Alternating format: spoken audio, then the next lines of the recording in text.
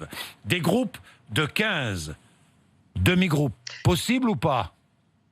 Alors, avant de dire que des groupes de 15 ou des demi-groupes sont possibles ou pas, nous, clairement, notre question en tant que chef d'établissement, c'est quelles sont les conditions sanitaires dont nous allons disposer pour Oui. éventuellement accueillir les élèves. C'est-à-dire que là, ce qui nous étonne un peu, c'est qu'on rentre dans des choses extrêmement précises qui, en fait, dépendent de chaque établissement, de sa configuration, etc.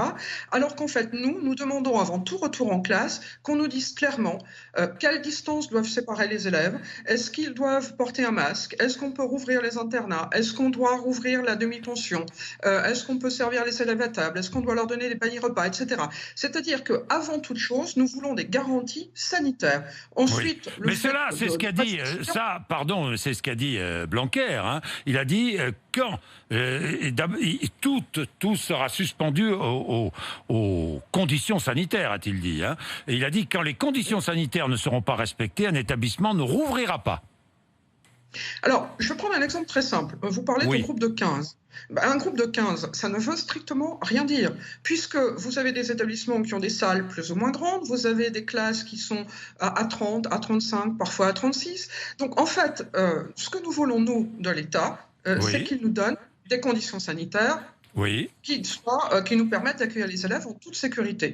Ensuite, le reste, nous ne demandons surtout pas de détails. Ça sera chaque établissement qui pourra le faire en fonction de ses conditions d'exercice propres. Oui, qui pourra s'organiser, évidemment. Et puis, je rappelle quand même que les écoles dépendent des municipalités, que les collèges dépendent des régions et que les lycées dépendent, que les collèges des régions, que les collèges dépendent des départements et les lycées des régions. Hein oui, oui. Effectivement, c'est pour ça qu'il est urgent d'attendre la fin des concertations, puisque les collectivités locales ont effectivement un rôle extrêmement important.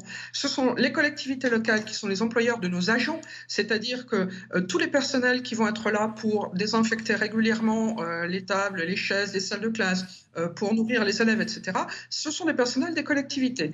Donc il faut absolument attendre la fin des concertations, que les collectivités soient réellement associées, et là, on pourra commencer à envisager techniquement, dans le détail, comment on reprend. Bien, Florence.